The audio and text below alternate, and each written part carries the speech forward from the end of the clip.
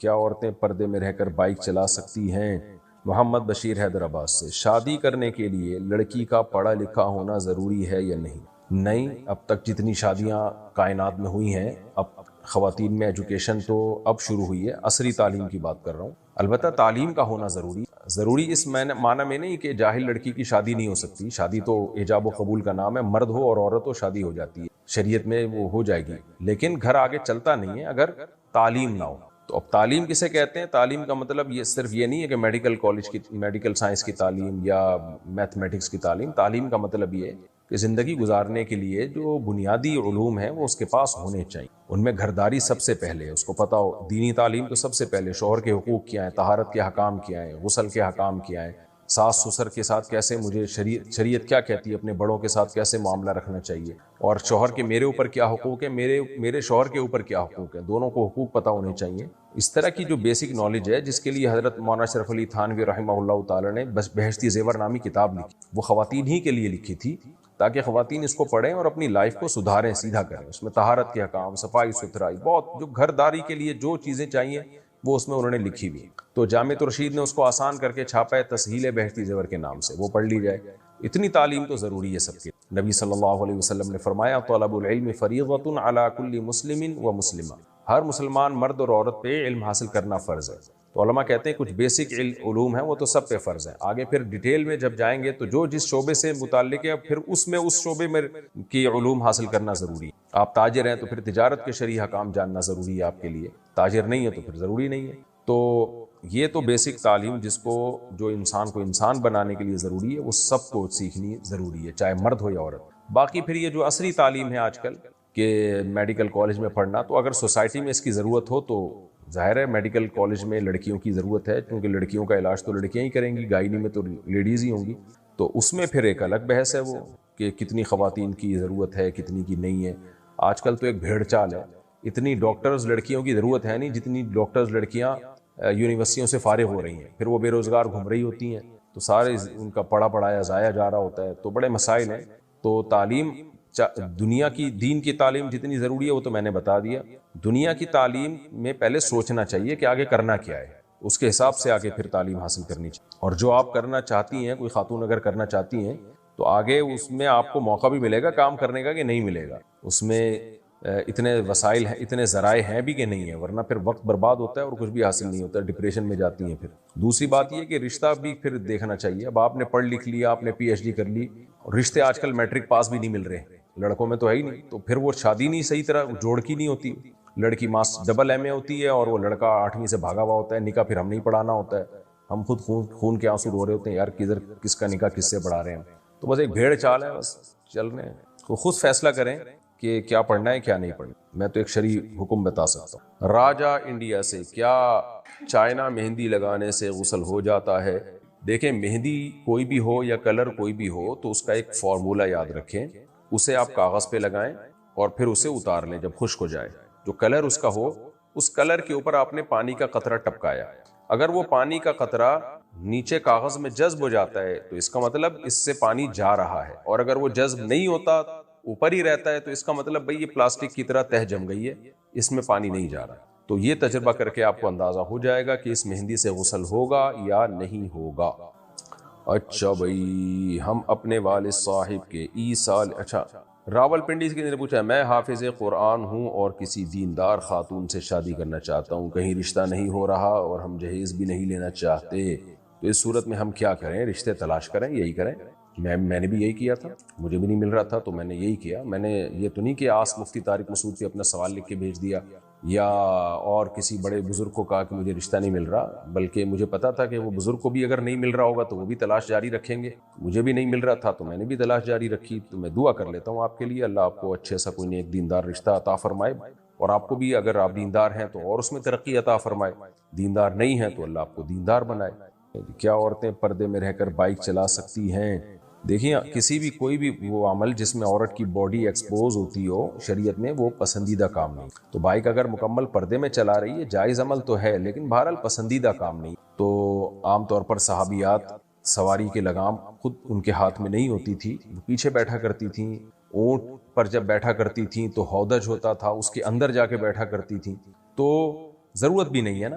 جائز ناجائز کی میں بات نہیں کر رہا, کوئی مجبوری ہو جائز تو ہے, لیکن بہرحال ہر جائز کام کرنے کا نہیں ہوتا, پسندیدہ نہیں ہے. اس میں حادثے کا بھی بہت خطرہ ہے. بائک کے لیے بہت کانفیڈنس چاہیے, بائک میں خطرات بہت ہوتے ہیں گرنے کے, اور گر گئے تو کیا حشر ہوتا ہے. تو خواتین کو اللہ نے کمزور بنایا ہے, وہ ذرا سا کوئی خطرہ ہوگا نا اعصاب ڈھیلے ہو جاتے ہیں, اس میں سلپ ہونے کا, گرنے کا زیادہ خطرہ ہوتا ہے. مردوں میں تو ویلیاں لگاتے رہتے ہیں ساری زندگیاں, پھر بھی بچے رہتے ہیں, بہت سے مر بھی جاتے ہیں اس میں.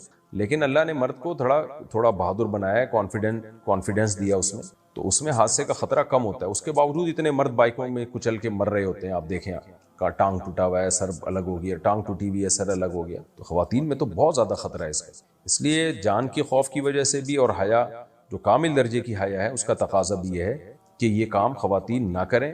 اگر کوئی واقعی ضرورت ہے تو کار, چھوٹی موٹی کار لے لی جائے, اپنے شوہر کو کہا جائے, اپنے ابا کو کہا جائے بھئی آنا جانا روز ہو رہا ہے, اس میں خواتین سیو ہوتی ہیں. بائک میں بالکل سیو نہیں ہوتی, باڈی بھی ایکسپوز ہوتی ہے ان کی, اور پھر خطرات, جان کے خطرے بھی بہت زیادہ ہیں. تو بہتر یہی ہے کہ چھوٹی موٹی کار لے کے اس کو ڈرائیو کیا جائے. ڈرائیونگ میں کوئی حرج نہیں ہے, اگر پردے میں پابندی کے ساتھ ہو, برقع ہو اور پراپر پردہ ہو تو گاڑی چلائی جا سکتی ہے. اور ویسے بھی آج کل جو اچھی بائکیں آ رہی ہیں وہ کار کی قیمت پہ ہی آ رہی ہیں. کار میں سیف بھی ہوتے ہیں اور ایکسیڈنٹ کا خطرہ بھی نہیں ہوتا, یعنی کم ہوتا ہے, اور ایکسیڈنٹ ہو بھی جائے تو جان جانے کا خطرہ بھی کم ہوتا ہے. بائکوں کا رواج کسی بھی طرح سے ٹھیک نہیں ہے. ہم نے باہر ملکوں میں بھی نہیں دیکھا کہ وہاں کی خواتین میں بائکیں چلانے کا رواج ہو. اکا دکا کچھ خواتین چلاتی ہیں لیکن رواج نہیں ہے, کیونکہ ڈینجرس بہت ہے. تو اس لیے اس کی حوصلہ شکنی کرنی چاہیے اس عمل کی. ہاں, چھوٹی موٹی بچیاں جو چلا رہی ہوتی ہیں پارکوں میں, وہ ایک الگ بات ہے, ظاہر ہے وہ اس کا اتنا بڑا ایشو نہیں ہے, خیر ہے وہ. اچھا بھائی, ڈیوٹی کی وجہ سے اور تھکن کی وجہ سے نمازیں قضا ہو جاتی ہیں, تو کیا ہم ڈیوٹی کے بعد ساری نمازیں ایک ساتھ پڑھ سکتے ہیں؟ نہیں جناب, یہ اللہ نے جو 5 نمازیں 5 ٹائموں میں فرض کی ہیں, یہ اس لیے تھوڑی کی ہیں کہ رات کو آپ اکٹھی 5 نمازیں پڑھ لیں. تو ہر نماز اپنے وقت پہ پڑھنی پڑے گی. نبی قرآن مجید میں اللہ تعالیٰ کا ارشاد ہے, ان الصلاۃ کانت علی المؤمنین کتابا موقوتا, نماز مومنین پر مقررہ اوقات میں فرض ہے. تو اگر ڈیوٹی کی وجہ سے نماز قضا کرنے کی گنجائش ہوتی نا, تو اللہ میدان جنگ میں نماز کو قضا کرنے کی اجازت دے دیتا. اللہ نے میدان جنگ میں نہیں قضا کرنے دی, طریقہ بدل دیا. سفر میں اللہ نے 4 کی 2 کر دی, لیکن قضا کرنے کی اجازت نہیں ہے کسی صورت. کیا عورت پیروں میں مہندی لگا سکتی ہے؟ جی لگا سکتی ہے. جاوید سیفی فیصل آباد سے, ہم نے اگر کسی شخص کو نماز پڑھتے ہوئے نہیں دیکھا اور اس کے رشتہ دار بھی اس بات کی گواہی دیتے ہیں, تو کیا ہم اس کی نماز جنازہ پڑھ سکتے ہیں؟ پہلے زمانے میں ایسا ہوتا تھا کہ جو نماز نہیں پڑھتا تھا, لوگ اس کی نماز جنازہ کا بائیکاٹ کیا کرتے تھے. یہ ہم نے اپنے بڑوں سے سنا ہے, یہ ہندوستان میں رواج تھا, اور بھی دنیا میں رواج ہوگا. تو وجہ اس کی یہ کہ کبیرہ گناہ ہے نماز قضا کر دینا, اور پھر پڑھنا ہی نہیں, کبھی پڑھتے ہوئے دیکھا ہی نہ گیا ہو بندہ, تو اس کے تو ایمان میں شبہ ہوتا تھا. لیکن اب یہ بیماری اتنی زیادہ پھیل گئی ہے کہ بہت زیادہ لوگ اب بے نمازی ہو گئے. تو اگر نماز جنازہ کا بائیکاٹ کیا جائے پھر تو بہت چند لوگ ہی ہوں گے جن کی نماز جنازہ پڑھی جائے گی. تو یہ تشدیداً علماء اس طرح کیا کرتے تھے پہلے زمانے میں, لیکن اب یہ حکم نہیں ہے. بہرحال ہے مسلمان, کلمہ گو ہے, تو چاہے وہ نماز پڑھتا ہو یا نہ پڑھتا ہو, بہرحال اس کی نماز جنازہ پڑھی جائے گی. اچھا بھائی, بیڈ پر اگر کوئی بیٹھا ہوا ہو یا لیٹا ہوا ہو تو نیچے بیٹھ کر کلام پاک پڑھنا کیسا ہے؟ جائز ہے, کوئی حرج نہیں ہے اس میں. ہمارے ہاں ادب ودب کے معاملات میں بہت زیادہ غلو ہونے لگا ہے, تو اس کی وجہ سے کیا ہوتا ہے کہ قرآن کی تلاوت سے ہی لوگ محروم ہو جاتے ہیں. قرآن کا ادب کرنا چاہیے, لیکن نبی صلی اللہ علیہ وسلم نے فرمایا لا تشددوا فیشدد اللہ علیکم, او کما قال صلی اللہ علیہ وسلم, اپنے اوپر سختیاں نہیں کرو ورنہ اللہ بھی تم پہ پھر سختیاں کرے گا. تو گنجائشوں سے فائدہ اٹھانا چاہیے, جہاں ضرورت ہو وہاں پھر ادب سے زیادہ ضرورت کو ترجیح دینی چاہیے. تو بے ادبی تو جائز نہیں ہے قرآن کی کسی صورت میں, لیکن ادب کو اتنا مسلط کر لینا کہ اس کی وجہ سے تلاوت ہی نہ ہو پائے. اب گھروں میں تو ایسا ہوتا ہے کہ کوئی بستر پہ بیٹھا ہوا ہے, کوئی لیٹا ہوا ہے, آپ نیچے قرآن ہی نہیں پڑھنے دے رہے کسی کو, تو آپ جب پڑھیں گے تو اس کو بستر سے اتر کے نیچے آنا پڑے گا, تو ظاہر ہے اس سے حرج اور تنگی میں واقع ہوں گے لوگ. میرا دوست ایک دکان پر جاب کرتا ہے, 5:30 بجے عصر کی نماز ہوتی ہے, لیکن اس کے باس اسے نماز پڑھنے نہیں جانے دیتے. وہ کہتے ہیں کہ دکان پر ہی نماز پڑھو. کیا اس صورت میں باس پر گناہ ہوگا؟ کیا اسے یہ جاب چھوڑ دینی چاہیے؟ مسجد اگر قریب میں ہے تو دکان بند کر کے مسجد جانا لازم ہے.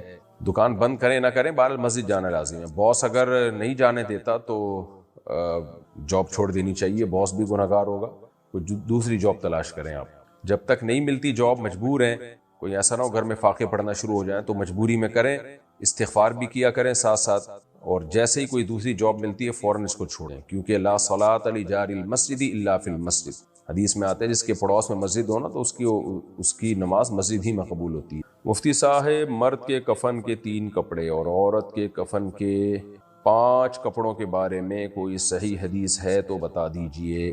اچھا، میں اس پہ انشاءاللہ تحقیق کر کے بتا دوں گا آپ کو. یہ مسئلہ میں نے نوٹ کر لیا ہے آپ کا، ٹھیک ہے.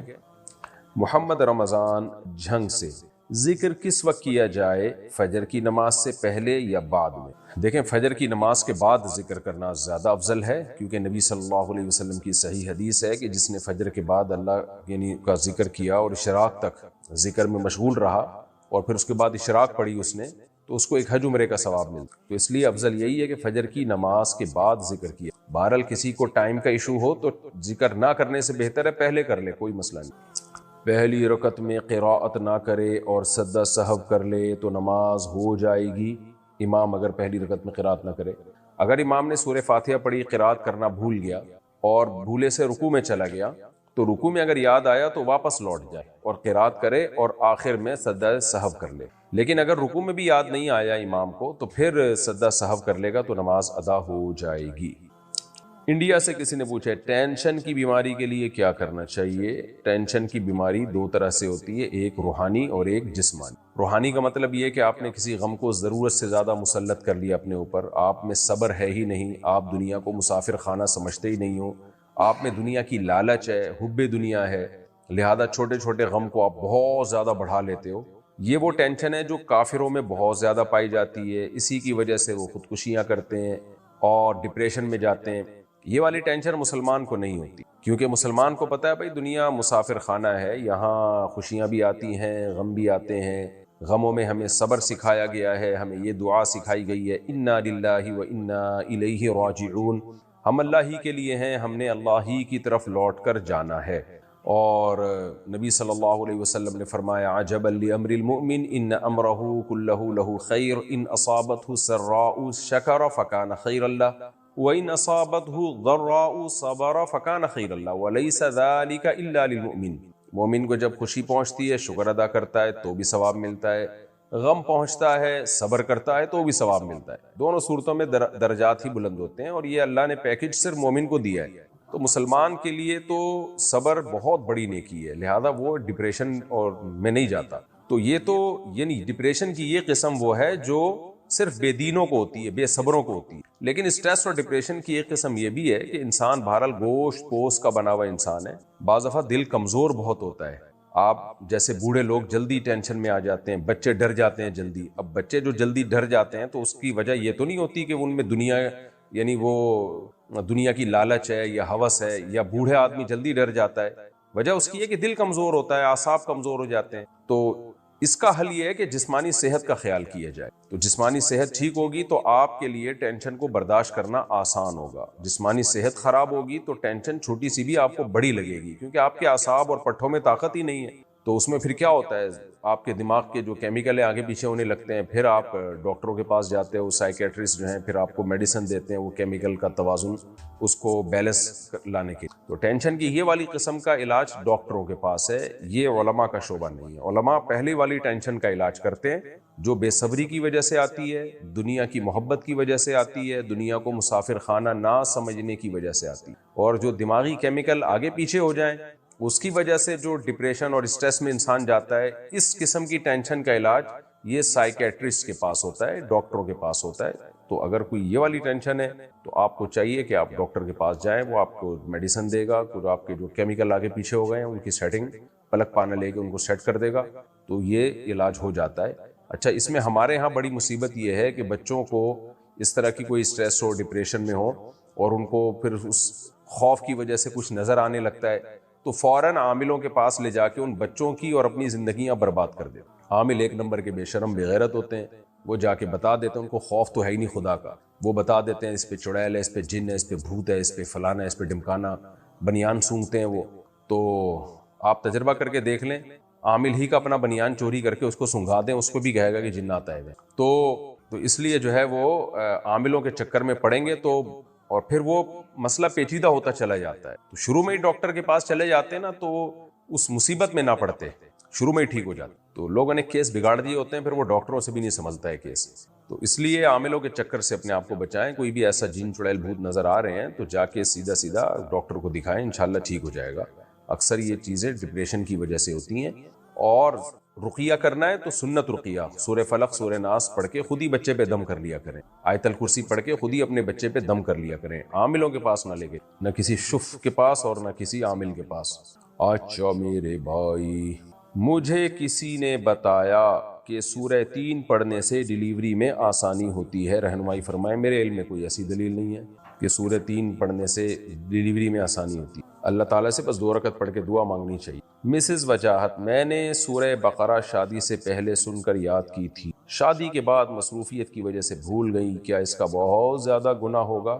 یہ جو حدیث میں آتا ہے نا، قرآن پڑھ کے جو بھول جائے تو بہت سخت گناہ ہے، تو اس کا مطلب جو راجح مطلب ہے وہ یہ ہے کہ دیکھ کے بھی نہ پڑھ سکے۔ پہلے زمانے میں اس بات کا امکان تھا کیونکہ کتابت سیکھی جاتی تھی، بہت وقت لگتا تھا، اتنے کتابت کے طریقے ایجاد نہیں ہوئے تھے، تو اس میں اس بات کا امکان تھا کہ کتابت ہی بھول جائے، لیکن اب ایسا نہیں ہے۔ تو اس لیے یہ نعمت کی ناقدری تو ہے یقیناً، آپ کو اللہ نے سورہ بقرہ آپ کے سینے میں محفوظ کی اور آپ نے بھول کے اس کی نعمت کی ناقدری کی ہے، اس لیے یاد کر لینا چاہیے، لیکن انشاءاللہ گناہ نہیں ہوگا آپ کو۔ کوشش کریں کہ زبانی یاد نہیں ہوتی تو ویسے دیکھ کے پڑھ لیا کریں۔